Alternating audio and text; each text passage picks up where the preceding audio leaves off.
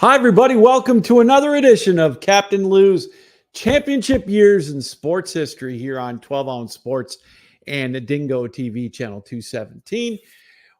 Thought we would take a look since the NFL season is underway. Week 1 is in the books. We thought we would take a look at a dynasty from 40 years ago, the decade of the 80s. We had some great football teams back then. Of course, the Washington Redskins were making their mark, and some of the other great teams, the Chicago Bears of 1985. They were one of the best single-year teams in all of NFL history. But we thought we would take a look back at the 1980s and the San Francisco 49ers. They first started out 1981 season, kind of made their mark, if you will. They actually had a pretty decent year in 1979 and 1980. Didn't get to the Super Bowl, but in the Super Bowl of January 1982, at the end of the 81 season, they indeed made their mark. They had a heck of a year. Two teams that both made it to their first Super Bowl, the San Francisco 49ers and, of course, the Cincinnati Bengals. They played at the Pontiac Silverdome here outside of Detroit in Pontiac, Michigan. First Super Bowl ever in a cold weather city. And at the time, it was one of the most watched Super Bowls in history. So it was a great game. The San Francisco 49ers, of course, you can see behind me the jersey that, of course, Joe Montana, Joe Cool, he started that dynasty for the 49ers in the 80s, climaxing with that win in Super Bowl 19 in 1982. So, yeah, it was a fun year for the Super Bowl that year. It was, again, Super Bowl 16. Almost got that one wrong as the San Francisco 49ers and the Bengals took part in that year. San Francisco 13-3 that year with playoff wins over the New York Giants and the Dallas Cowboys. Who could forget the catch? That's right. That is iconic in San Francisco, that catch to beat the Dallas Cowboys to get to the Super Bowl. And then, of course, it was the Cincinnati Bengals. They made it with a 12-4 record. Again, they had a good playoff run as well. They were close in the 70s, could never quite get past the Cincinnati or the Pittsburgh Steelers, and when they did, couldn't quite make a dent in the playoffs. But they made their way to the Super Bowl this year with a win over the San Diego Chargers in a game known as the Freezer Bowl. Who could forget that? The Chargers coming into that game after beating the Miami Dolphins in like double overtime. They went into Cincinnati. I think it was like 59-degree below wind chill factor in that game, if I remember right. But quarterback Kenny Anderson was able to lead the Cincinnati Bengals to that 27-7 win. And we talked about it. Also before that, they took on the Buffalo Bills in the playoffs. And they beat them 28-21. So that made the catch, or I should say that made the matchup, the San Francisco 49ers and the Cincinnati Bengals in the first of 4 Super Bowl runs first of 4 Super Bowls in the 80s for the San Francisco 49ers. Started out, the 49ers jumped out to a 20-0 lead in that opening Super Bowl. They got a Joe Montana 1-yard touchdown run, and then Earl Cooper got an 11-yard touchdown pass from Joe Montana to start the second quarter. And then a couple of field goals by Ray Wersching put the Bengals up, or the 49ers up 20-0. But the Bengals, they weren't going to lay down quietly. They got a 5, and then a Dan Ross 4-yard touchdown reception cut that lead to 20-14. But then 2 more field goals by Ray Wersching, one of 40 and the other of 23, made it a 2-score game, 26-14. Danny Ross got 1 more touchdown reception to make it 26-21, but that's about as close as they could get as the 49ers were able to win their first Super Bowl 26-21. They would have a couple of years where they would get close, but they couldn't quite make it. And of course, we're going to talk here in a minute. What we're going to do is we're going to take a break. And when we come back, we're going to play you that interview we had from an earlier Captain Lou's Champions of Sports History. Since it was 40 years ago, this team went to the Super Bowl. We thought we would bring you back to that interview we did with Randy Cross, talking about that 49er run. So don't go anywhere. We're going to do that shortly. Then we'll kind of talk briefly about the other 2 Super Bowls that the 49ers were able to get towards the end of the 80s. So don't go anywhere. We're going to take a break here on Captain Lou's Champions of Sports History. And when we come back, we'll take a watch of that interview we did earlier this year with Randy Cross. You're watching the Captain Lou's Champions of Sports History live here on Dingo TV channel 217. And of course, 12 Ounce Sports and 12ouncesports.com. Need tickets to that next event? Well, at 12 Ounce Sports, we've got them with soccer anywhere in the world.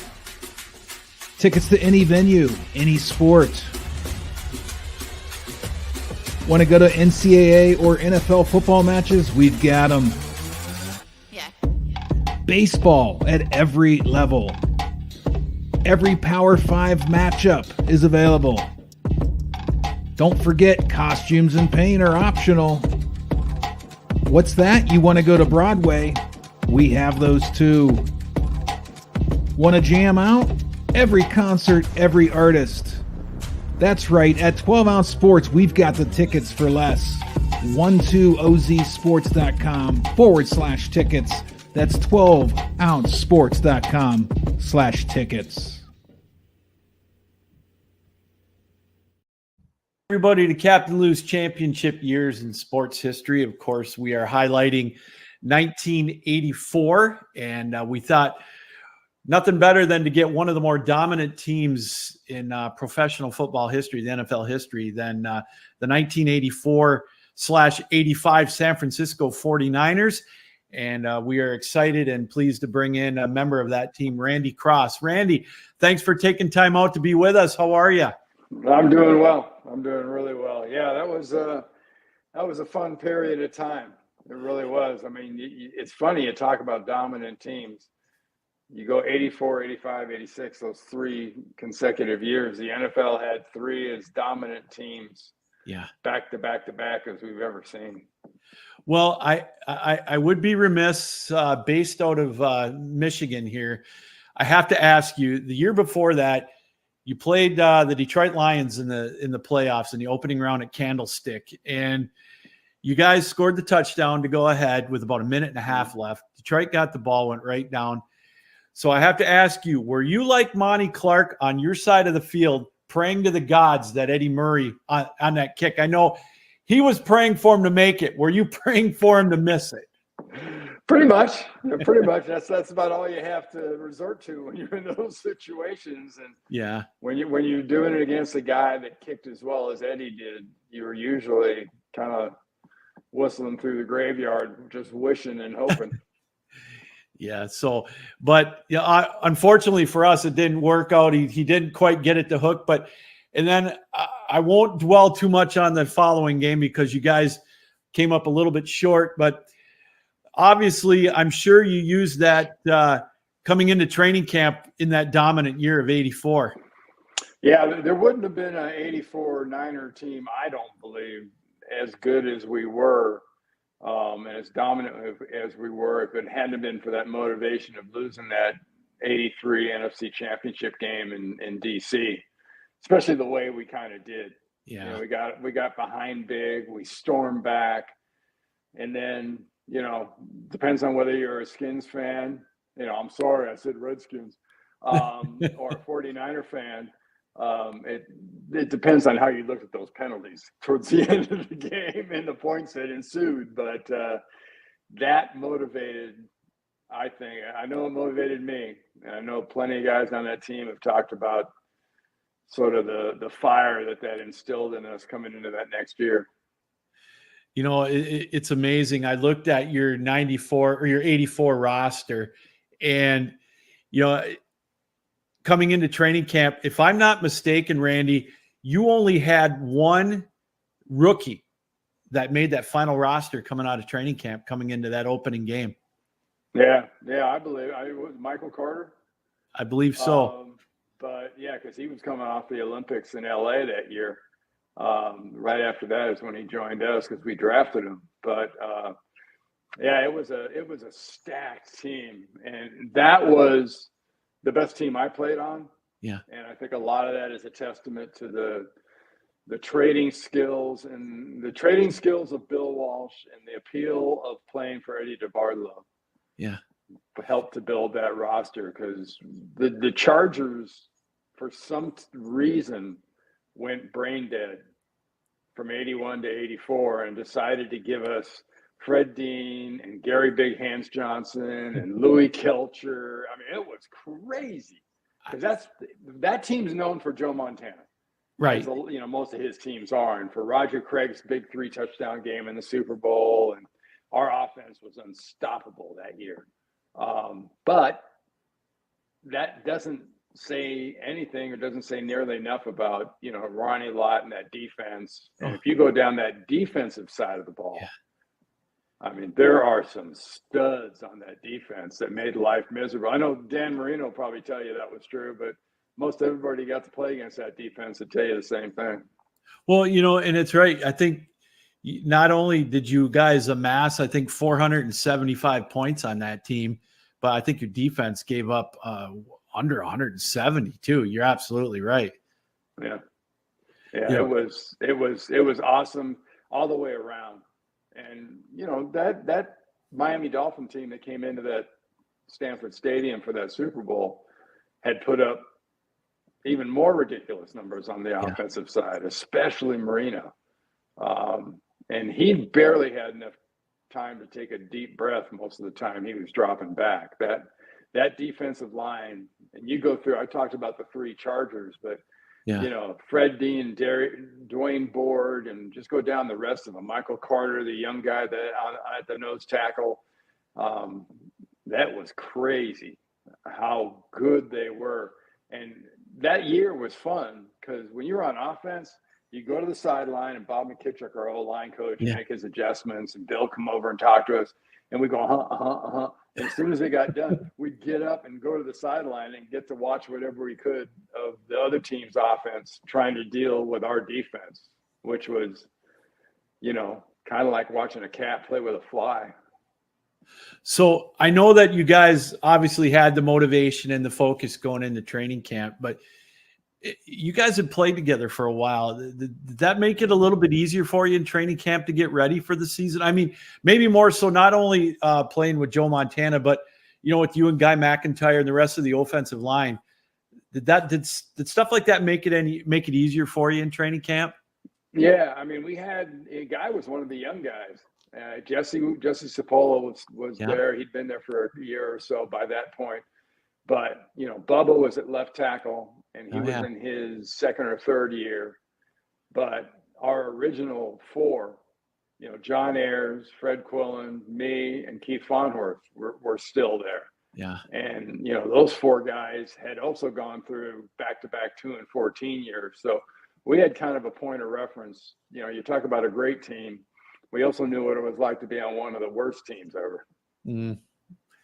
Yeah, it was kind of a slow start for you, I remember. And then, you know, you won the Super Bowl in 81 against Cincinnati. And so coming into 84, that was your first playoff loss that you experienced. So that had to have been a little bit of an adjustment too. Yeah, it was. But, you know, after the dismal experience that was 1982 between the strike and we were 3-6, and the injuries we had, and just the way we played, and how bad we handled success. You know, to get in the playoffs in 83, to play as well as we did that season, get a playoff win, and get a chance to go back to the Super Bowl, was huge. And it made the loss bigger, because I think we were so excited about getting that chance again. Yeah. But no, it was something to go through. Can I ask you real quick? The only reason I want to ask you this, that's a great point you just brought up. Here locally, the Lions had one heck of a year. You know, they went to the NFC Championship game, which they hadn't done. They've only done once in 65 years.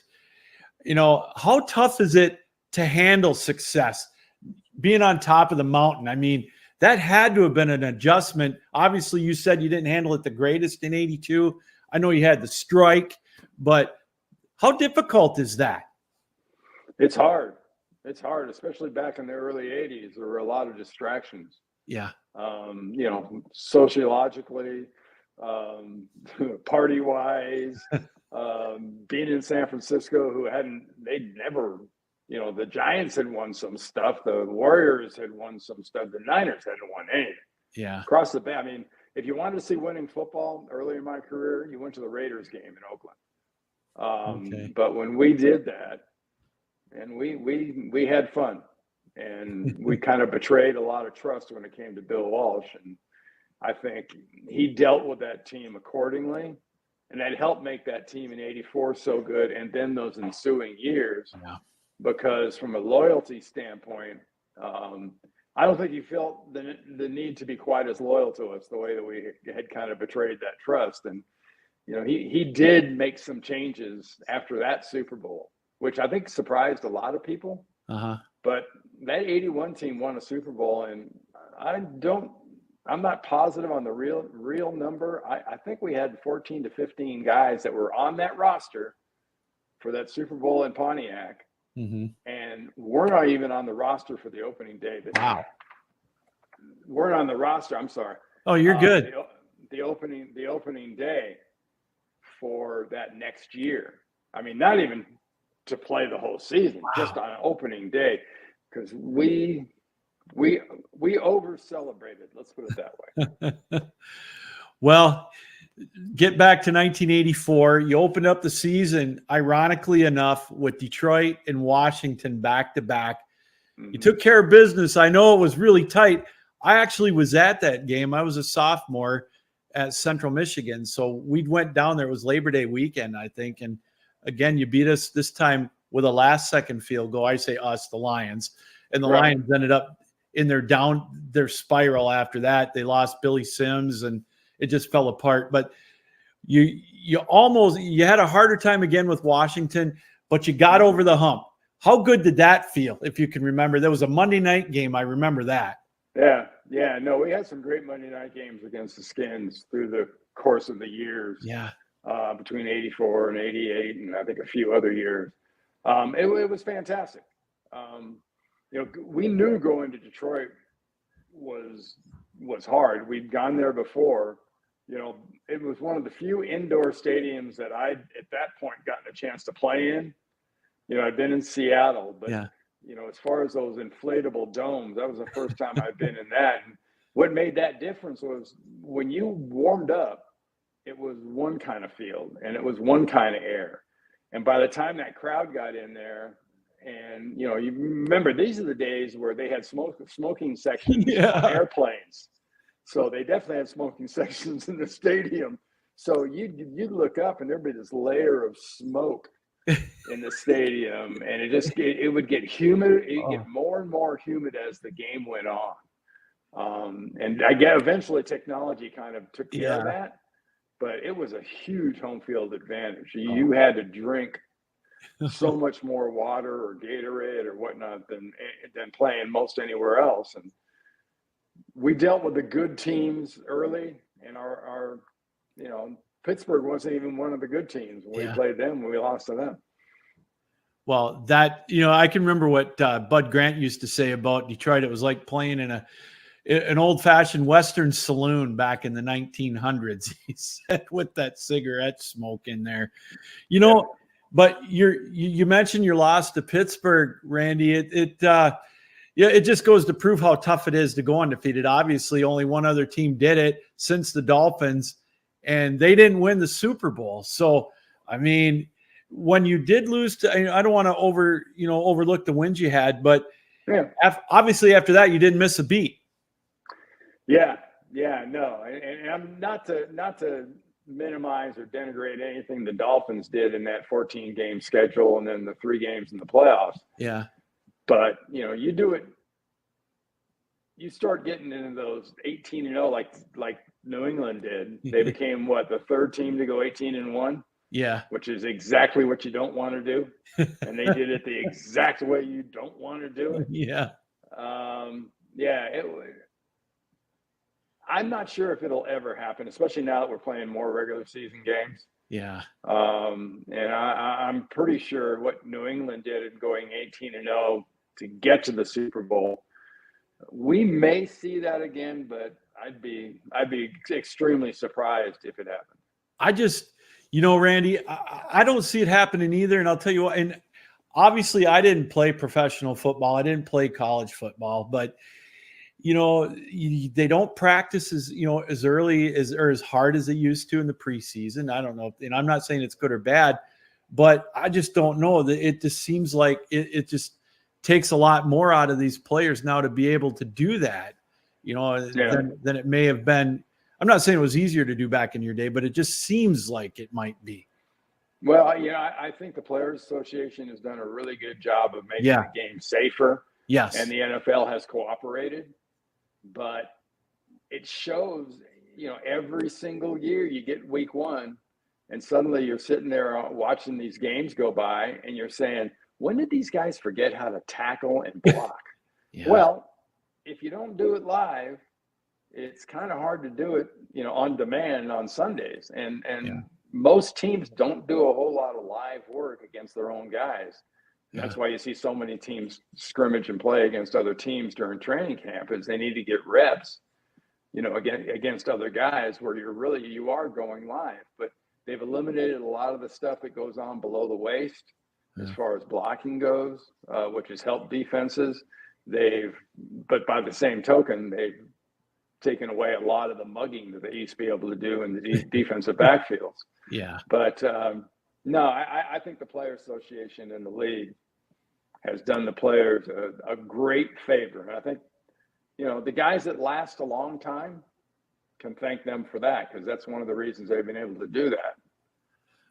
Well, and also the ones that last a long time, I think they take care of their bodies a little better too. And, it kind of shows there.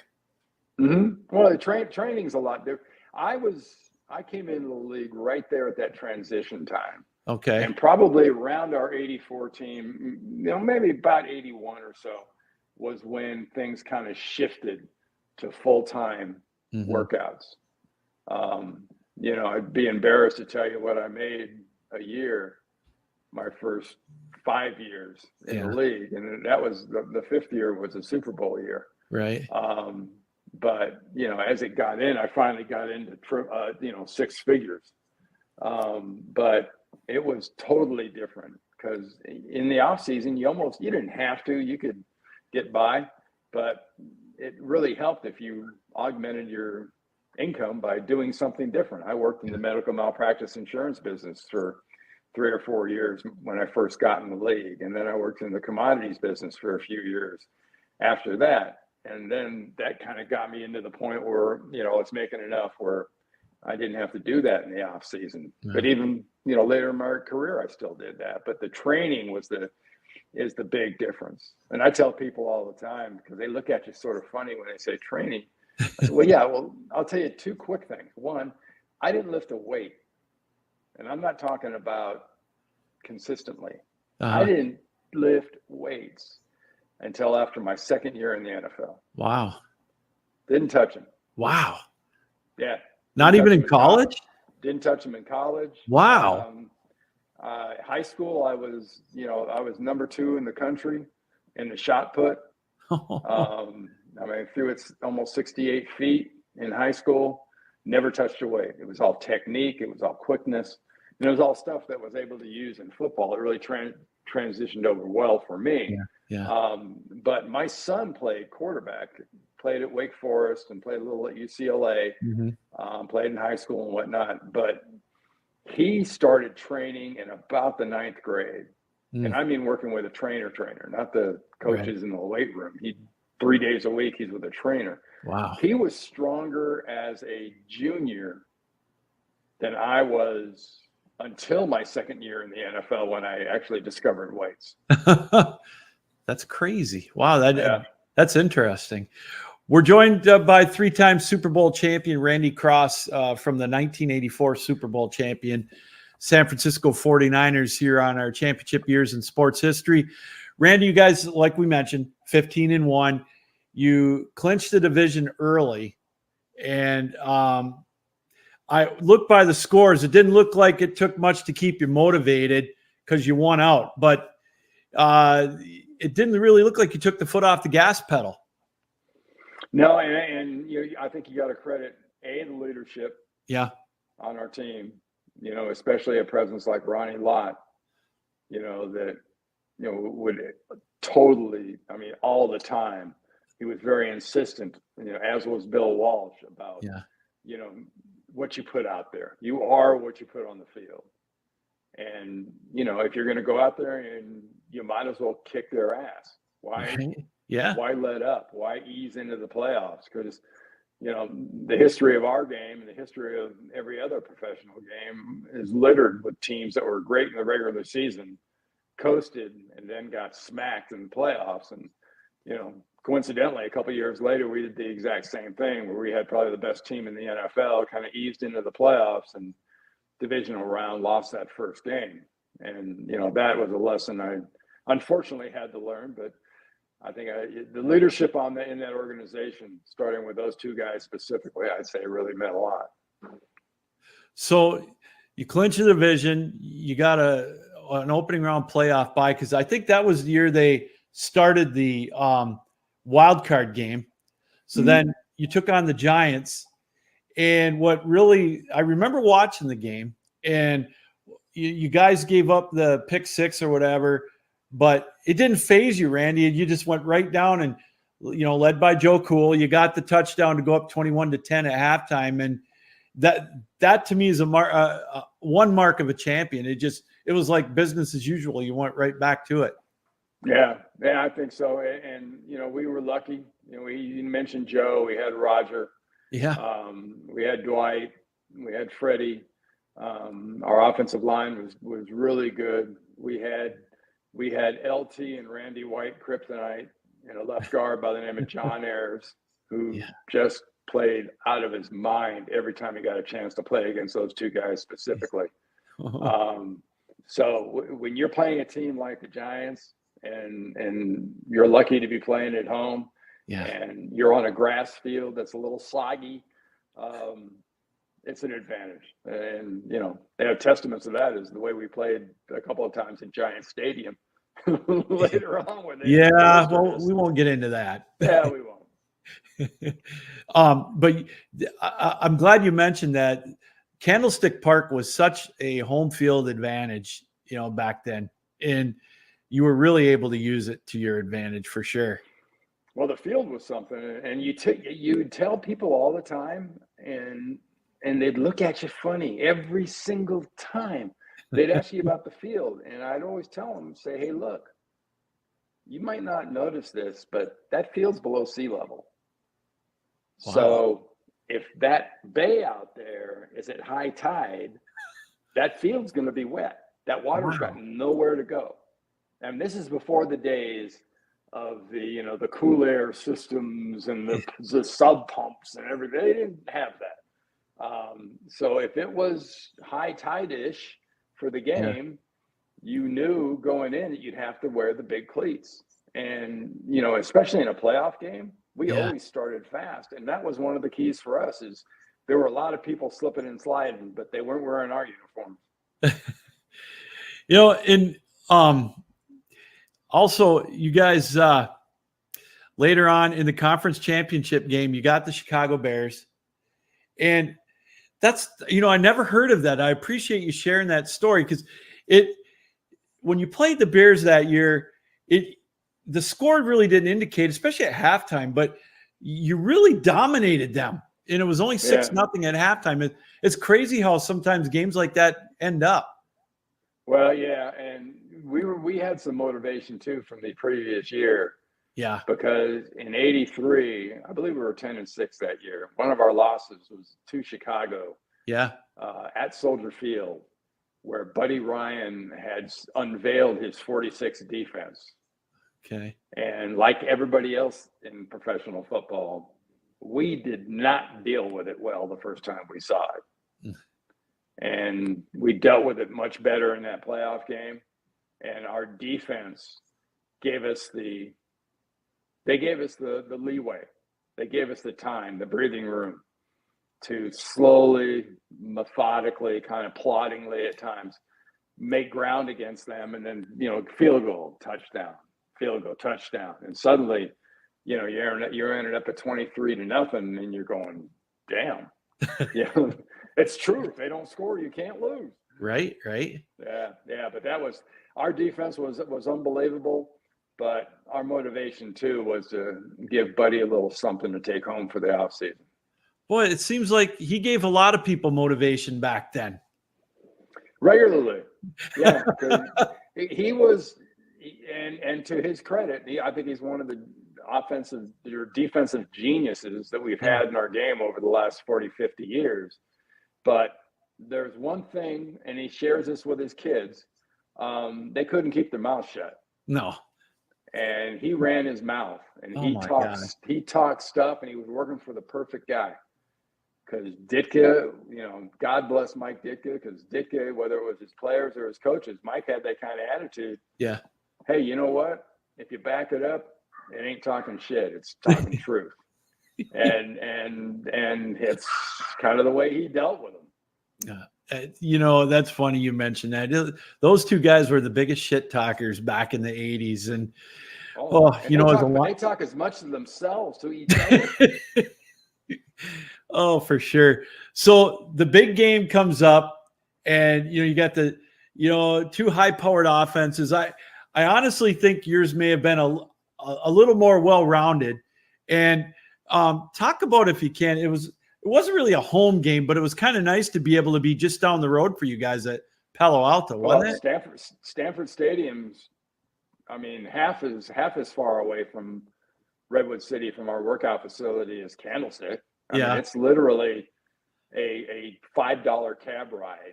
Even now, it's a nothing cab ride. From our facility to Stanford. So it was the first true home Super Bowl, and as is proven in the past, I would not recommend it to anybody, because you have a home Super Bowl, you're going to find new relatives, you're going to find new friends, you're going to find every neighbor you've got within 5 miles of your house wants to talk to you because, hey, is there any chance I can get a couple tickets? But it's in fact, it was to the point where normally you go into the hotel on the day before the game. Yeah. Like in this case, on Saturday. We went in the hotel on Friday because I think the players were very much in favor of just getting away from the distractions, not having to deal with where the hotels were, who was staying in what hotel, who was getting what tickets, and all that other fun stuff. So the game starts, and it's back and forth a little bit till the second quarter. And then you're able to establish really the momentum and the tempo of the game. And I remember reading afterwards that Miami tried to do that 4-1-6 defense on you guys, like Chicago tried, and it just wasn't the same. No, it wasn't. We were expecting them to try something like that.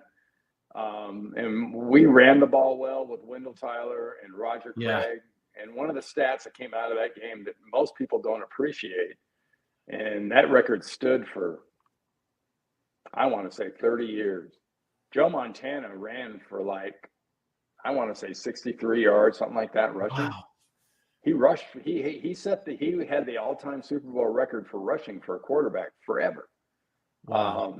So that was kind of like hidden yardage because he threw for 400 something, and we ran for a couple hundred yards. Yeah. And you didn't see that. No. And I got credit. I had a line at the end of the game, actually to an NFL Films camera. They asked me, what do you got to say about the game? And I looked at them. I said, well, all these people came to see an offense and the wrong one showed up. And that was very, very true. It was, they were expecting to see the Marx brothers and Dan Marino and Tony Nathan and all the crazy offensive numbers. Because you look at the numbers they put up offensively, it was stupid. Oh, you had 537 yards that game, and you broke the offensive record by over 100 yards. That's so. I got to ask you though. You talk about shit talking. So when did you think it was okay to go up to Guy McIntyre and give him shit after fumbling that ball right before halftime? You didn't ever want to begrudge a brother offensive lineman No. his chance for a little glory. And he had, they'd unveiled at the NFC Championship game that, the Angus formation against the Bears, Yeah. which Dickhead didn't forget because he did it to us the next year with William Perry. Right. But yeah, it was, hey, that's not what he gets paid for. You got, and he, he wasn't playing much. He was getting his chance to play. I can imagine he was pretty excited. So after when you won, the game's over, what was your first feeling? Was it jubilation or maybe a little relief? I think more jubilation than anything else. Obviously there's a lot of pressure involved. Yeah. In that game in general, but when you're having that kind of season and to be able to finish it off like we hadn't done the year before, that was as sweet a feeling as you have in sports. Yeah. And it's something you can't really tell people about how high a high that is, as much as it's also how to tell people about what a low of almost getting to the Super Bowl. I tell people all the time, there's only one thing worse than never winning a Super Bowl, and that's winning one, because you know what you're missing. Wow. That's a great point. So, in getting back to the dominance of that team that year, Randy, they had the 100th anniversary 3 years ago, and I think NFL Films or NFL Network or whatever, they ranked your team the 4th best team all time. And that, you talked about it, not just the offense and the defense. You had the running attack, the two-headed monster with Roger Craig and Tyler, Freddie Solomon, you name it. And, your offensive line, I think 3 of you guys went to the Pro Bowl that year. And it was just just a total team.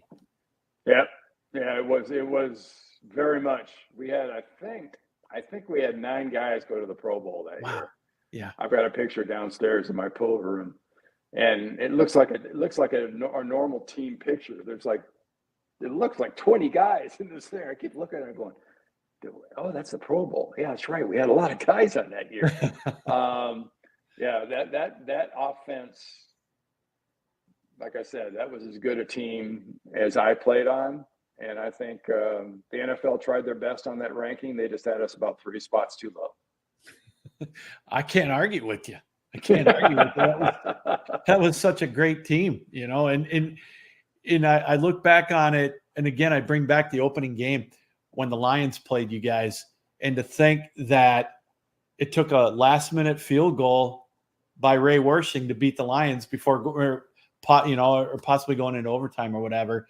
That was such a great team. My hat's off to you guys. It was a dominant team. I know you're a Lions fan, but I love some of those players you guys had back in those days too. Yeah. I mean, besides Billy, and the youngster, Doug English. Oh boy, is good a defensive tackle as anybody had in the decade of the 80s. Yeah. I don't care what team you want to talk about. Doug was unbelievable. But like you say, they weren't in a whole lot of playoff spots, and they didn't win championships. So people tend to forget about stuff like that. And, Bubba Baker. Yeah, was, he tormented our left tackle, Bubba Paris, and only because he could get in his head. Bubba was another guy who could talk a little stuff. But those teams, and Billy Sims, was one of those running backs. I'm not sure if it's kind of like you see things all the time on Twitter X. Yeah, about every once in a while somebody will post a thing for Barry Sanders. It's time to post another one of these again, because you guys might have forgotten how good he was. Oh. And I think people ought to post more of those too about Billy. And that run, that half hurdle, half karate kick. Yes. He did, where he put his foot in the DB's face and stopped him cold. It was like, oh wow. Houston Oilers, if I remember right. Yeah. And I'll never forget his first game as a rookie against the Rams. He had 4 touchdowns. And, back then where I grew up, we didn't get to watch the Lions every game. We were in I was in Packers country up in Upper Michigan. So they were playing late, so I get to watch it. And I'm thinking, wow, this is going to be fun. And unfortunately, injuries cut his career short. Back then, maybe now he would, he'd be able to still keep playing with an injury like that. So are you guys having a 40th anniversary thing this year for that team? I haven't heard anything. I would sure hope. Yeah. That we are. It would be great to see everybody again. It's one of the downsides of, because when I retired in January of '89, I went into the TV business. Yeah. And started working with CBS. And so since then I've been doing TV, and that kind of eliminates me from doing a lot of the alumni things. Okay. And getting a chance to go to very many games. Yeah. But that would be a reunion if they do that. I don't care what I'm doing. I'm going. Well, I hope they.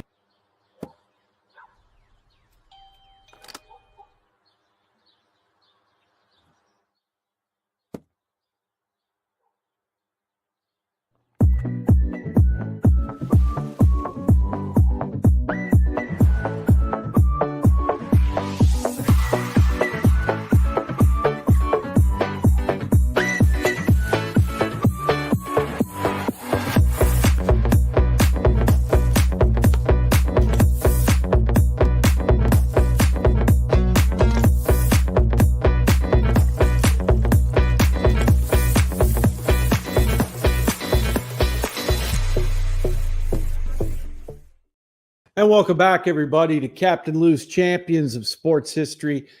Taking a look at the San Francisco 49ers, arguably the team of the decade in the 1980s. And again, we want to thank Randy Cross. That interview was taking place back in June, I believe. And he talked about that 84 team, one of the more dominant teams in NFL history. And, it's funny. You look at some of these dominant teams of the 80s. The year after that, of course, it was the Chicago Bears with more than likely the most dominant defense in NFL history. But that 84 team was loaded too. And it was great to hear him reminisce about how they won the 81 Super Bowl. And then kind of, I don't know if the press clippings got the best of them in 82 or whatever. Then they came so close in 83. And then, of course, in 84, winning it all. So thanks to Randy Cross for joining us here on Captain Lou's Champions of Sports History. We're live here on Dingo TV channel 217, and of course the Captain Lou Sports Network on YouTube, and 12 Ounce Sports, as we always are each and every week. We invite you to check out all of our shows on 12 Ounce Sports, and of course our live programming on Dingo TV channel 217. We talked about the San Francisco 49ers and their run 4 Super Bowls in the 80s. Now, after this particular Super Bowl in the 84, they had a kind of not really an up and down road in the remainder of the 80s. They got to the playoffs a few times, couldn't quite get over the top. They ran into the Bears, as we mentioned, then the New York Giants, the Redskins. There were some loaded teams in the 1980s, but they got back in 1988 to the 89 Super Bowl. And of course, they had a rematch with the Cincinnati Bengals. This one was a little closer. It was played in South Florida. It was a little bit closer in this one. A very low scoring game. Remember the Super Bowl. The Bengals with some great defense. Of course, the main, I don't know if it's one of the themes of this one. This turned out to be the last game coached by the legendary head coach, of Bill Walsh. He was the mastermind behind the West Coast offense, and he helped engineer this Super Bowl run for the 49ers. But this was his last game, and it was a tight, low-scoring game, a field goal game. It was 3-3 at halftime.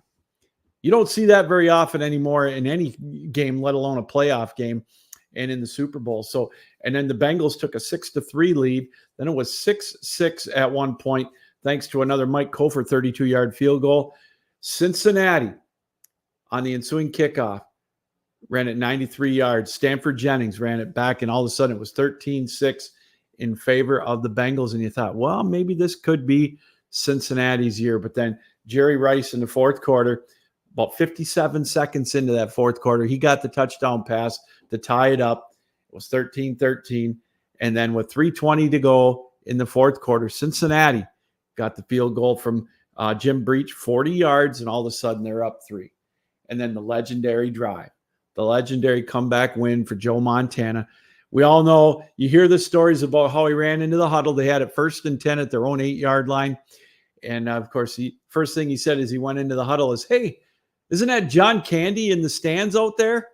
And they went 92 yards in 11 plays to lock up that Super Bowl. One of the most iconic drives in Super Bowl history.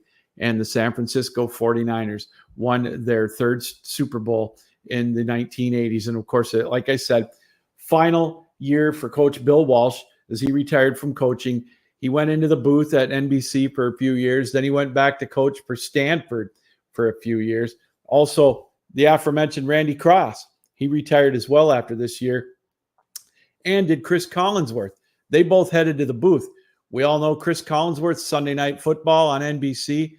Randy Cross went to work for CBS for a while, as he mentioned. So, yeah, it was kind of a little bit of the changing of the guard there for San Francisco. And one had to feel, was this going to be the end of the dynasty for the San Francisco 49ers? Well, obviously it wasn't, because the following year they got back. Super Bowl champions, or the 49ers, looking to repeat, but standing in their way were the Denver Broncos. Now, the Broncos, they had something in mind too. They didn't want to become like the Minnesota Vikings and be a 4-time Super Bowl loser. But boy, the San Francisco team, they were pretty good. 14-2 in the regular season. The Broncos were 11-5. So it was pretty wild. The playoffs, the Broncos, they beat the Steelers 24-23. And in the championship game in the AFC, they took on the Cleveland Browns 37-21. 3rd time in 4 years that the Broncos beat the Browns to get to the Super Bowl. There was the drive and then there was the fumble. This was totally different in this one for the Broncos. They pretty much held serve from beginning to end in this one. Meanwhile, the 49ers in their opening playoff game, they blew out the Minnesota Vikings 41-13. And then they had an encounter with the Los Angeles Rams. And it was kind of crazy because the Rams beat the 49ers both games in the regular season that year. We all know how difficult it is to beat a team 3 times in 1 year.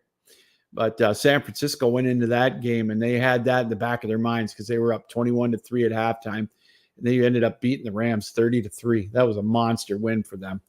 Joe Montana, 262 yards through the air with 2 touchdowns.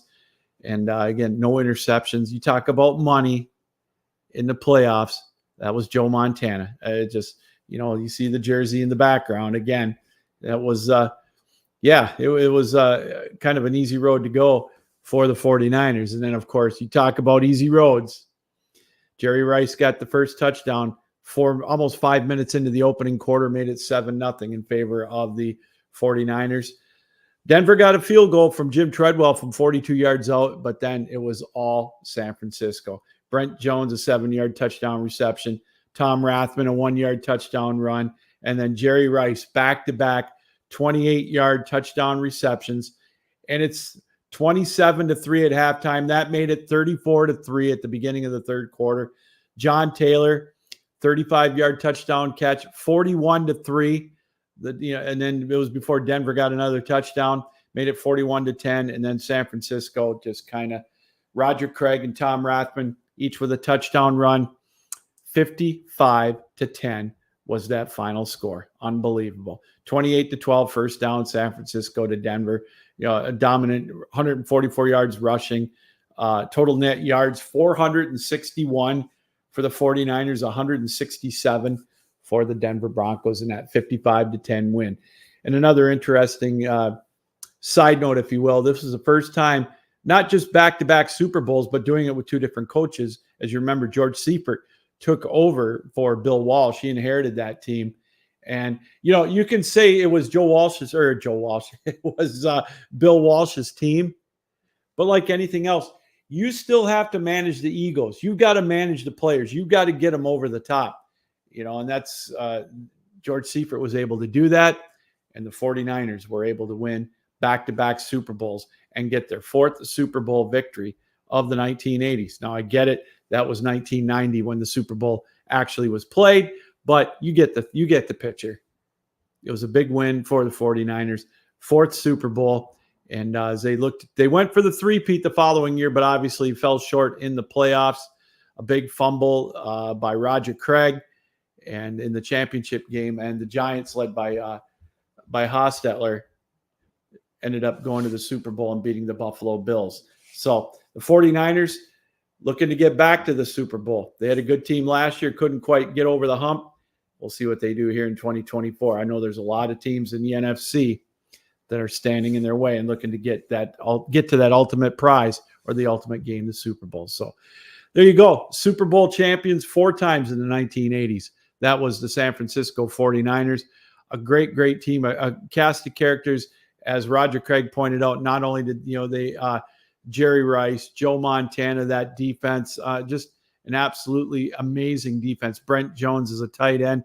Roger Craig as a running back. They had a slew of running backs through the 80s, but that core of 49ers has to go down as one of the dynasty teams of the 1980s.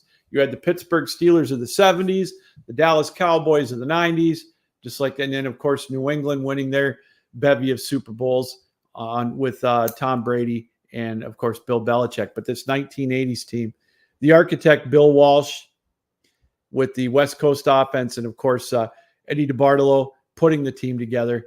Definitely a dynasty. That was the San Francisco 49ers. Well, again, we want to thank Randy Cross. I know the interview was back in June, but we want to thank him as always, as he took time out of his busy schedule this summer to be a part of the Captain Lou's Champions of Sports History podcast, which you can hear on iTunes, by the way. Just download as well. So, all right, that's going to do it for another edition of Captain Lou's Champions in Sports History. We're glad you could be a part of it here. We are thankful that you welcome us into your homes and took a little bit of time to be with us. Thank you so much. All right, for Randy Cross and everybody at 12 Out Sports and Dingo TV, channel 217, yours truly, Captain Lou, saying keep your heads up, keep your sticks down, keep your feet moving, and as always, keep your minds open. Have a good day, everybody. We'll talk to you soon.